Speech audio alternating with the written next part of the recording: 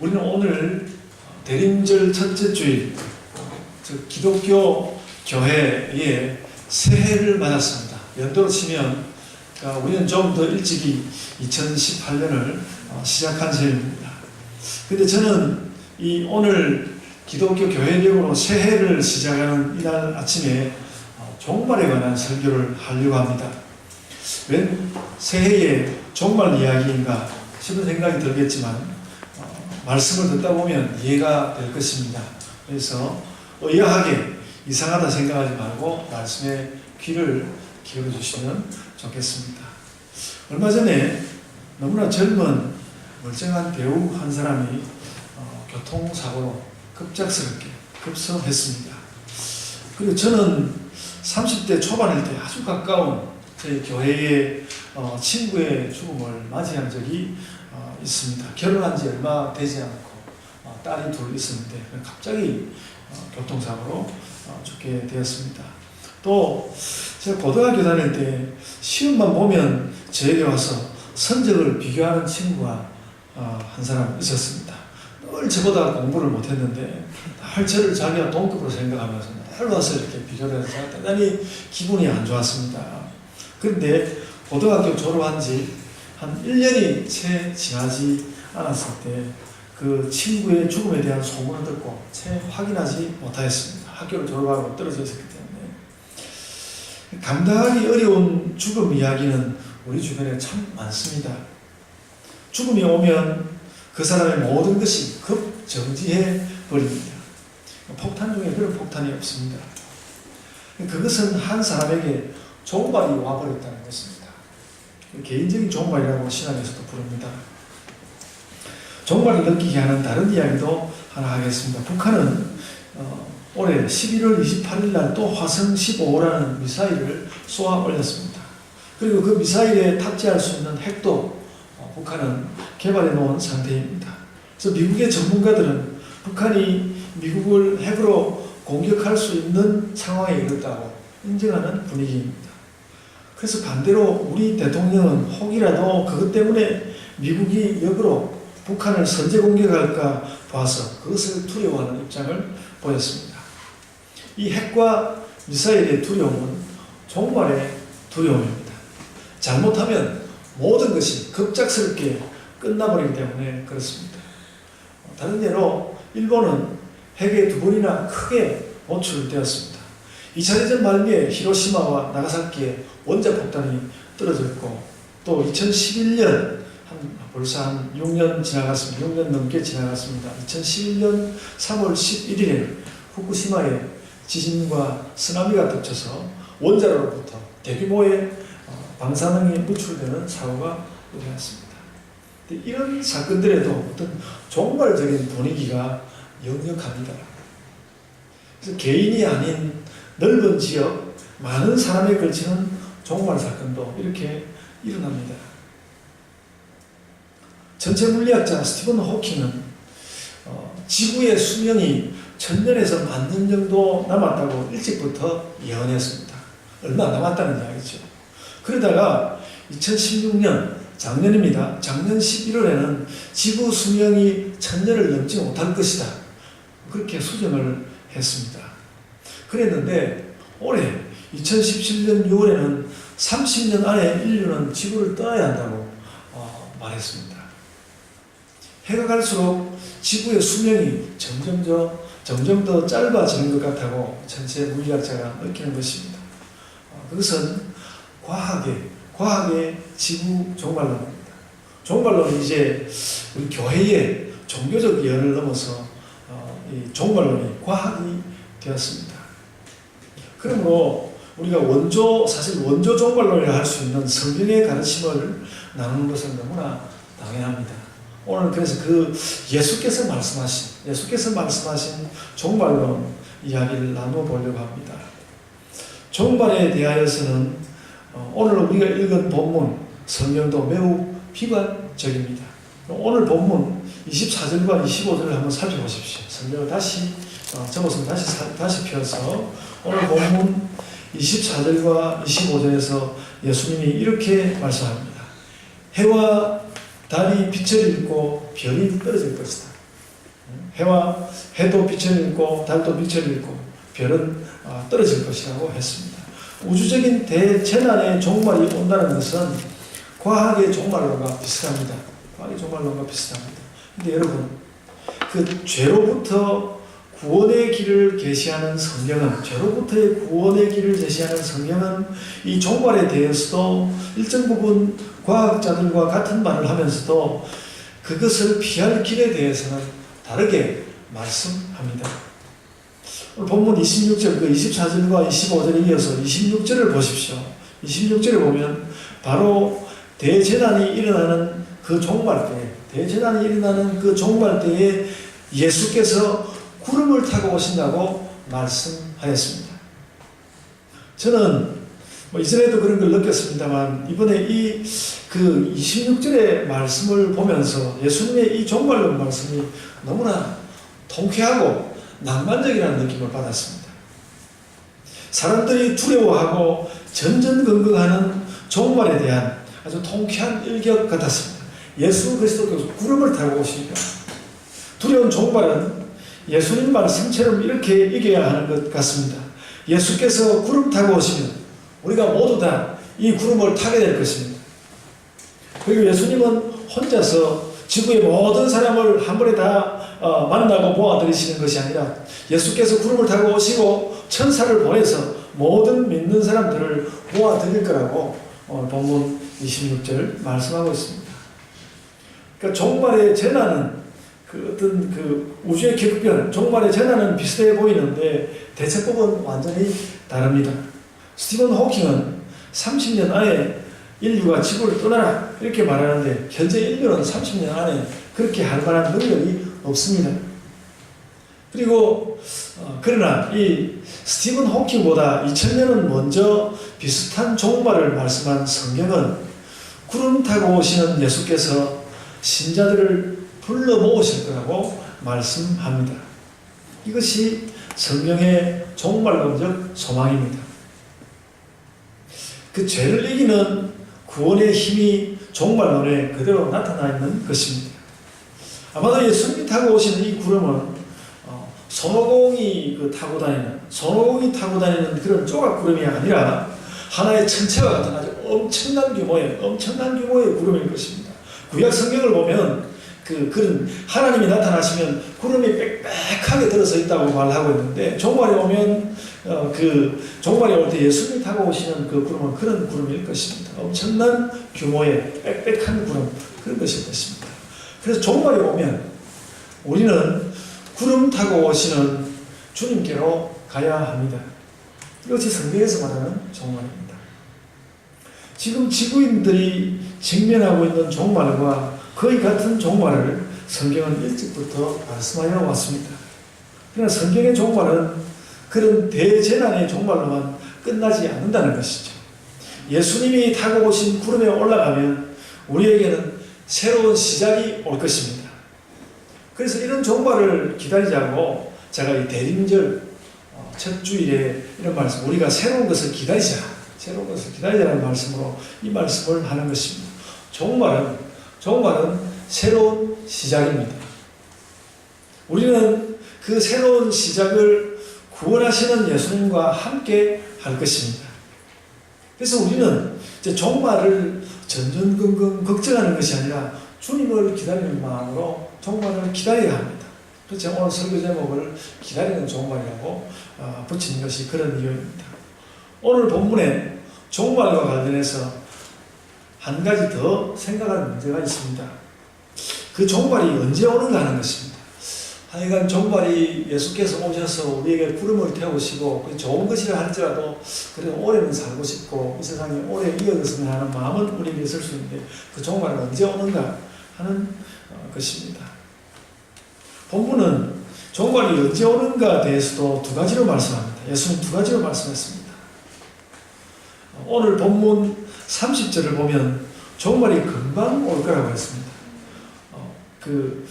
마가복음 13장 30절에 이렇게 말씀했습니다. 내가 진실로 너희에게 말하노니 이 세대가 지나가기 전에 이 일이 다 일어나리라. 종말 사건이 다 일어날 거라고 했습니다.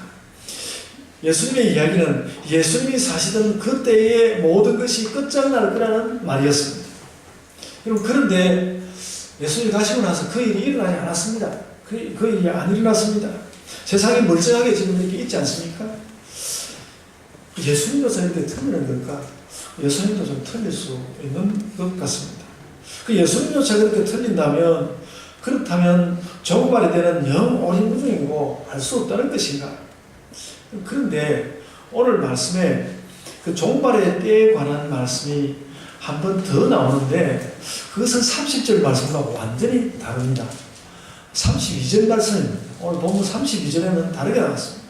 32절에는 다시 이렇게 말하고 있습니다. 그러나 그 날과 때는 아무도 모르나니 하늘에 있는 천사들도 아들도 모르고 아버지만 아시느니라, 이렇게 말하였습니다. 그래서 예수님은 다시 앞부분에는 이 시대에 너희의 때에 올 것이다, 그렇게 말했는데 다시 그 말을 바꾸어서 종말의 때를 예수님 자신도 아들도 모른다고 말씀하고 있습니다. 방금 이 세대가 가기 전에 종말이 온다고 했는데 이제는 또 모른다고 두 가지 서로 다른 말을 이야기하고 있습니다. 그래서 이 두 가지 서로 모순되는 말을 어떻게 이해하면 좋을까? 일단은 예수께서 나도 종말의 때는 모른다는 말이 더 실제적인 말로 생각됩니다. 실제로 오지 않았습니까? 오지 않았습니까? 그렇다면 이 세대가 지나가기 전에 종말이 온다는 말은 어떻게 보면 좋을까? 그것은 차라리 종말에 대한 강한 경고의 수사법으로 보는 것이 좋을 것 같습니다. 그리고 그렇게 볼 수 있는 것은 아직 그 오지 않은 종말이라는 실제적인 팩트가, 사실이 우리에게 있기 때문입니다. 그래서 금방 종말이 올 거라는 말보다는 이 세대에, 예수님 세대에, 바로 이 세대에 올 것이다라는 그 금방 종말이 올 거라는 말보다는 아무도 모른다는 말이 실제적인 말입니다. 그래서 이 두 말을, 그 30절의 말씀과 32절의 말씀을 합쳐서 정리하면 이런 말이 될 것입니다. 아무도 때를 예측할 수 없는 종말이 벼락처럼 임할 것인데, 당장 이 세대부터 그 급작스런 종말의 영향에서 자유롭지 못하다. 그러니까 그것을 기다려라, 이렇게 보아야 할 것입니다. 내가 종말을 알리기 위해서 이미 왔으니까 이제부터는 기다려야 하되 언제 올지는 모르겠다. 그러므로 이 세대에 종말이 올 것처럼 종말에 대비하면서 살아라. 예수님은 이 말씀을 하려고 한 것이 분명합니다. 이제 종말이 어떠한 것인지, 종말의 기본에다가 그것이 언제 올 것인지 때에 대한 말까지도 정리가 되었습니다. 종말은 대재난과 함께 오지만 그래도 우리가 주님의 구름에 올라가면 오히려 오늘의 세상과는 비교할 수도 없는 새 나라가 시작될 것이다. 그리고 그 새로운 시작이 언제일지는 예수님도 모른다고 했지만 모든 사람들은 자기 세대에 그 새 나라가 온다는 자세로 살아야 한다. 그래서 우리 시대도 그렇다.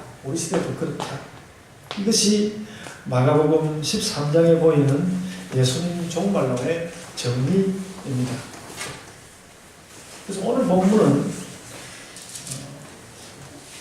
그러니까 언제 올지 모르는데, 그러나 이 시대부터 거기에 대한 준비를 해야 된다고 이야기했으니까 오늘 본문은 종말은 이러하다 하는 종말에 대한 진술만으로 끝나지 않고 종말을 맞이하는 우리의 자세에 대해서 말씀합니다.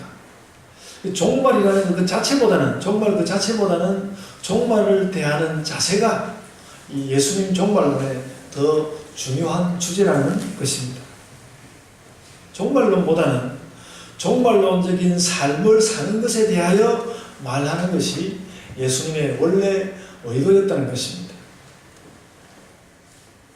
그래서 그 종말을 어떻게 살 것인가, 종말론적인 삶을 어떻게 살 것인가, 거기에 대해서는 오늘 본문 마지막 부분에 집중적으로 나와 있습니다. 저는 그 마지막 부분에 집중적으로 나와 있는 단 한마디의 말에 주목합니다. 본문 33절로 37절까지 그 불과 다섯 절에 깨어있으라는 말이 4번이 나옵니다. 깨어있으라는 말이 4번이 나옵니다. 그러니까 예수님이 종말에 관하여서 결국 하고 싶었던 말은 너무나 선명합니다. 오늘 본문에서 깨어있으라는 그 말보다도 더 많이 반복되는 말은 없습니다. 그래서 예수님 그 종말론의 핵심과 결론은 바로 이 말입니다. 깨어있으라. 종말이라 깨어있으라. 여러분, 저는 요즘 금요 기도회에서 이 깨어있기 훈련을 한다는 생각이 많이 듭니다.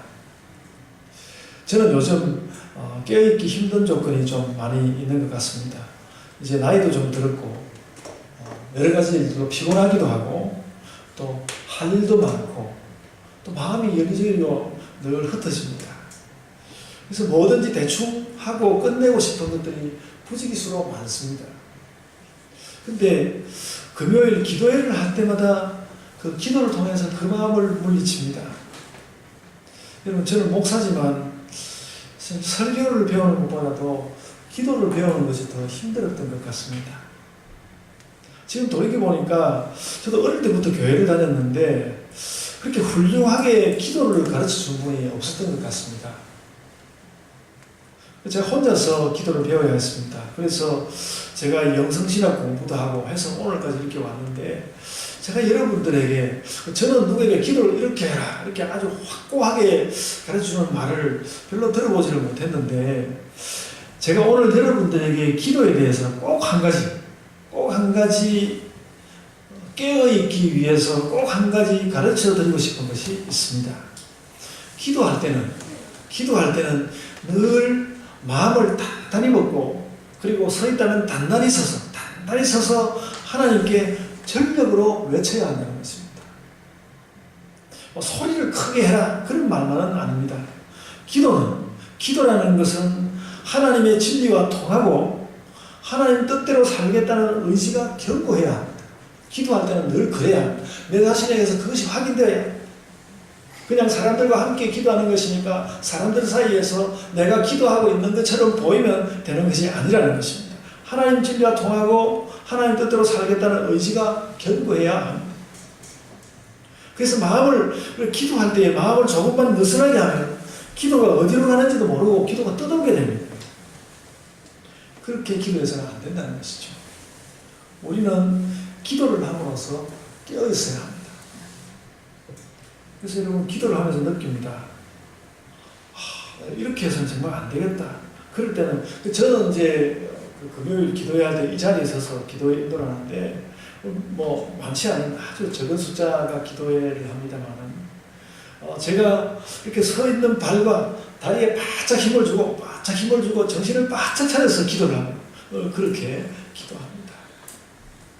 반드시 크게 소리 지를 이유는 없지만 저는 아직은 우리가 또 숫자가 적기 때문에 크게 소리를 칠 때에 주님의 임재 앞에 더 나가서는 것 같아서 소리도 크게 합니다.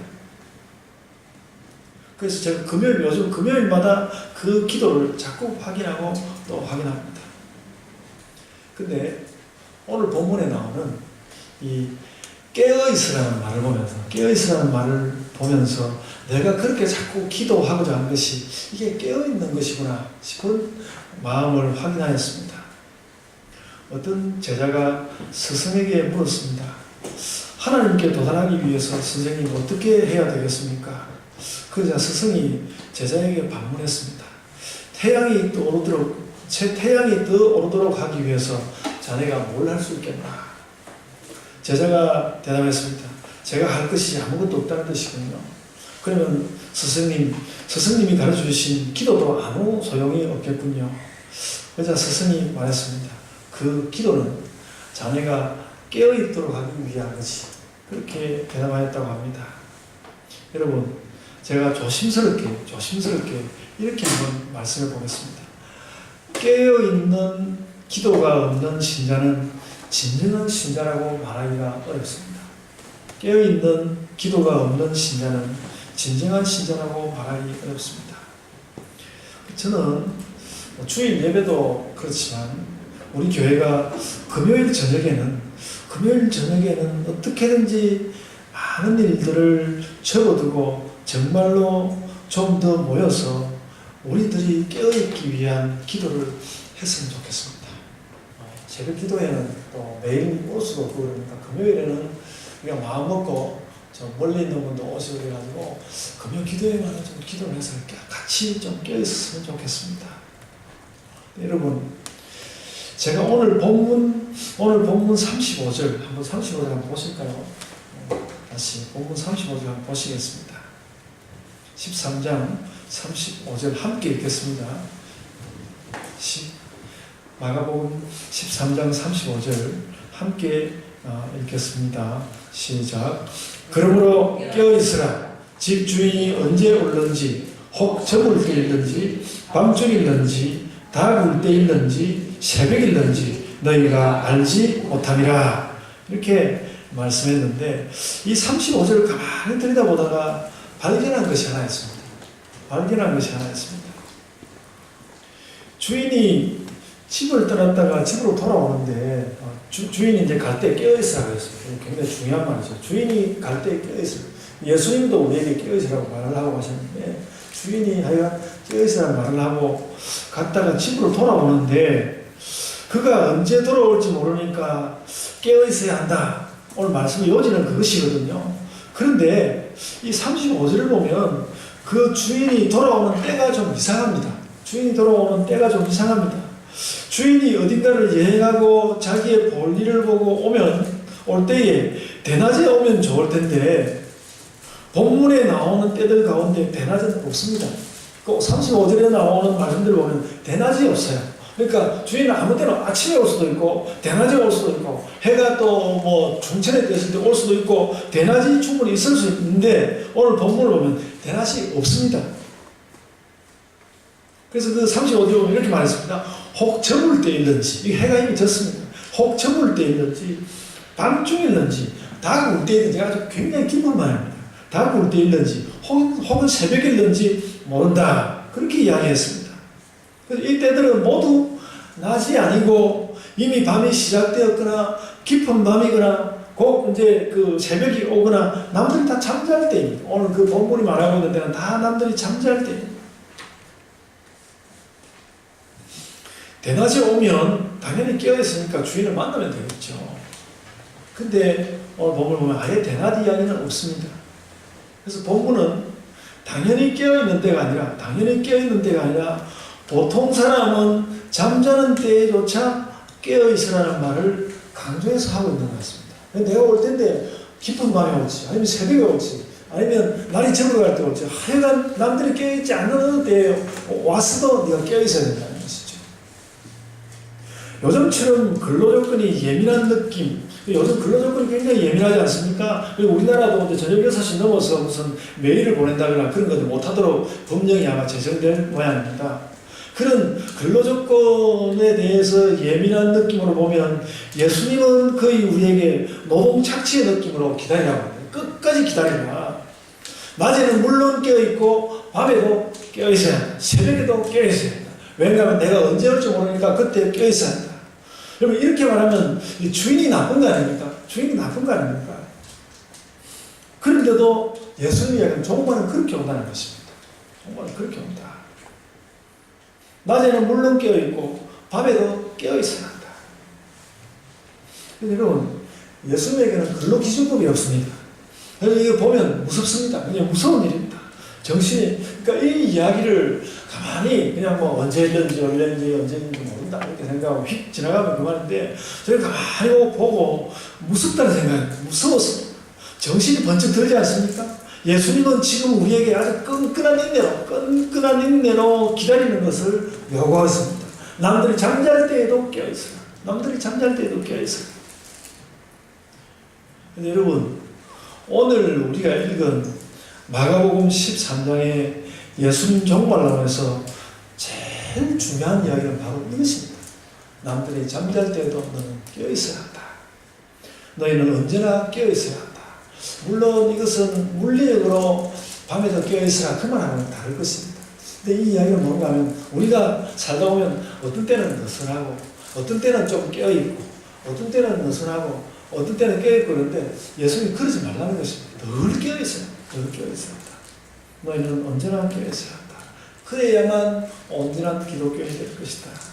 여러분 여러분이 오늘 예수께서 너희는 언제나 깨어 있어야 한다라고 말씀하시는 이 말씀을 깨닫고 내 마음에 내가 정말로 그래야 되겠구나, 언제나 깨어 있어야 되겠구나, 그런 경계를 얻는다면 저는 여러분의 삶이 완전히 달라질 거라고 생각합니다. 그렇게 함으로써 우리는 진짜 기독교인이 될 겁니다. 여러분, 제가 이 말을 왜 강조하는가면요, 제가 이런 말씀을 자꾸 찾았습니다. 내가 이렇게 사는 것이 아닌데 목사는 열심히 살지 하지만 뭔가 2% 부족한지 20% 부족한지 뭔가 비어있는데 그거 뭘까? 그래서 요즘 내내 그걸 찾았습니다. 내내 그걸 찾았는데 저는 이 말씀에서 거기에 대한 상당한 답을 얻었습니다. 너는 언제나 깨어있어야 한다. 남들이 잘 때도 너는 깨어있어야 한다. 여러분, 오늘 본문 말씀을 보면 종말의 때라는 것도 결국은 좀 분명하지 않고, 예수님은 당장 올 거라 그랬다가 또 나는 모른다 그랬다가 종말의 때도 결국은 좀 분명하지가 않고, 또 종말이라고 보는 것이, 그 종말이라는 것이 정말로 끝나는 것만은 아니고 새로운 시작도 되고 그럴 텐데, 그래서 종말이라는 것이 뭔가 안에 딱 끝나버리는 것이 아니라 뭔가 아직도 그 종말이라는 것이 유보가 많은 그런 모습으로 있는데, 그런 종말에 여러 가지 의미가 있을 수 있는 그런 유보가 많음에도 불구하고, 그럼에도 불구하고 아주 분명한 것이 있다는 것입니다. 예수님의 종말이라는 것은 아주 분명한 것이 있는데, 그것은 너희가 항상 깨어 있어야 한다, 그 말이라는 것이죠. 밤이든 낮이든 너희는 늘 깨어서 있으라. 다 깨어 있으라. 너희는 이미 종말을 살고 있다. 그래서 종말 여부에, 그래서 오늘 우리 읽은 마가복음 13장의 그 종말론에 관한, 또 종말에 대한 예수님의 요구의 핵심은 너희가 하나님을 향하여 깨어있으라. 그래서 많은 다른 말들을 또 깨어있는 것은 또 어떻게 깨어있는 것인지 그런 말들도 할 수 있고, 많은 다른 말들을 할 수 있지만, 우리 그리스도인들이 예수 그리스도의 종말을 기다리면서 정말로 마음에 새겨야 하는 말은 이 말이라는 것입니다. 너희는 언제나 깨어있으라. 무슨 했다가 깨어있다, 무슨 했다가 깨어있다, 그게 아니고 늘 너희는 깨어있어야 한다. 그 말을 예수께서 우리에게 주고 있습니다. 여러분, 우리 모두가 그렇게 깨어있는 종말론적 신자들이 됩시다. 어디 갔더니 학회에 갔는데 누가 발표를 했는데 적정하는 쩍 그런 말 많이 쓴다고 정말 듣기 싫다고 하는 그런 이야기를 들었습니다만, 우리 오늘 그리스도인들이 살아가는데 어디 가서 설교를 들어보면 종말론적 신자가 됩시다, 그런 말이 저도 좀 낯설고 그랬습니다만, 오늘 이 말씀 가운데서 우리가 그걸 느꼈으면 좋겠습니다. 우리가 종말론적 신자가 됩시다. 종말론적 신자가 된다는 것은 내가 하나님 앞에 깨어있다는 것입니다. 깨어있는 예본교회, 깨어있는 신자들이 됩시다. 아멘. 제가 기도하겠습니다. 아버지 하나님, 저희들이 깨어있게 하여 주옵소서. 언제나 깨어있게 하여 주옵소서. 예수 그리스도께서 우리에게 다시 오시는 그날을 우리가 마지못하여서 기다리는 것이 아니라, 천사들이 나를 데리고 오고 정말 그 구름에 태워서 하나님 나라에 갈, 아버지 하나님의 나라에 갈, 천국에 그런 심령을 가지고 깨어있는 심정으로 저희의 세상을 살게 하여 주옵소서. 밤이든 낮이든 깨어있으라고 말씀하시는 그 예수 그리스도의 말씀 앞에서, 아버지 하나님, 예수 그리스도요, 저는 늘 깨어있겠습니다 다짐하는 우리 교회가 되게 하여 주옵소서. 주께서 깨어있는 신자로 살아가는 우리 예본교회 모든 신자들로 인하여서 영광을 받아 주옵소서. 감사하고 예수님 이름으로 기도드리옵나이다. 아멘.